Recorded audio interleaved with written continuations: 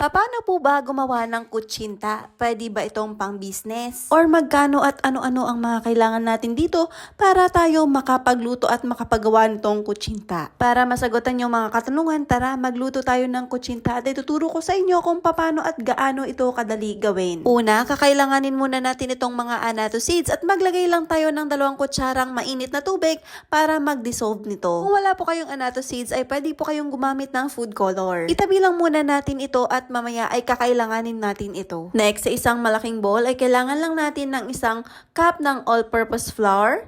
Next naman ay 1 cup cassava flour. Then sa asukal naman ay naglagay ako dito ng 1 cup na brown sugar at 1/2 cup na white sugar. Hahalu-haluin lang natin ito ng maigi hanggang sa mag-well combine itong ating mga solid ingredients at maglagay na tayo ng 3 cups of water. Yes po, opo, kailangan po natin dito ng 3 cups of water para ma-dissolve ng tuluyan itong ating solid ingredients. Sunod ay ihahalo na natin dito ang ating pampakulay na gawa po sa annatto seeds. And last but not the least, ito ang kailangan natin para magpakunat nitong ating kutsinta. Ito pong ating lye water. At ito po yung brand na napili ko at nabili ko lang sa palengke ng worth 25 pesos. Kakailanganin din pala natin ito sa lain para makuha ang mga buo-buo dito. Sa ating molder naman ay gumamit po ako ng puto molder at large po yung size niyan. Kaya nag-brush na din po ako ng konting oil dyan po sa ating puto molder. Syempre, para hindi po dumikit ang ating kutsinta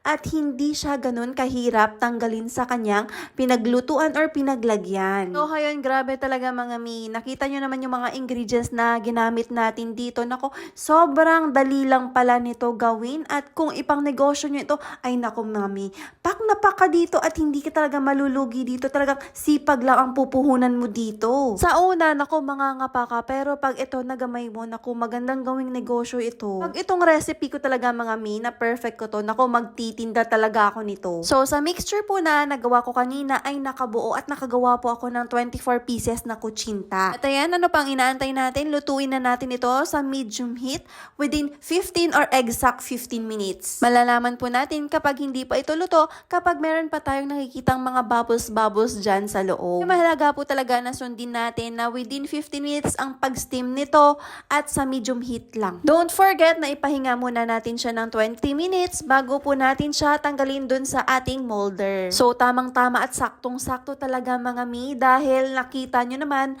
last day gumawa po ako ng yema spread. Kung saan perfect na pang toppings ito sa ating kutsinta. Ako mga mi, sana po nasagot ko ang inyong mga katanungan at nagustuhan nyo sana itong video ko. Kaya don't forget, paki-like and share na lang din. Thank you at bye!